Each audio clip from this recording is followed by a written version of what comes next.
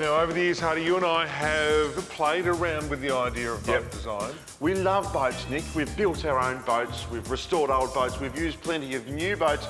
Here at the AMC, though, they take playing around with boats to a whole new level. From ship design to maintaining oil and gas platforms, the AMC offers a range of different engineering degrees. Its ocean engineering degree, just one example. Its focus on design and installation of ocean, coastal and subsea structures. I graduated high school 2015. Didn't really know what I wanted to do at uni. Got wind of ocean engineering and I thought, you know, I grew up around the ocean, surfing. I like math, kind of put two and two together.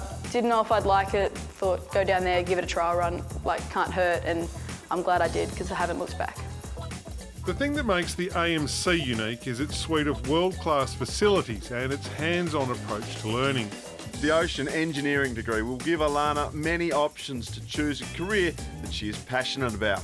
An area that really interests me is something to do with the Arctic, cold water structures, Antarctic, Arctic research platforms. The maintenance, management and installation would be a really cool career to get into. To find out more, visit amc.edu.au.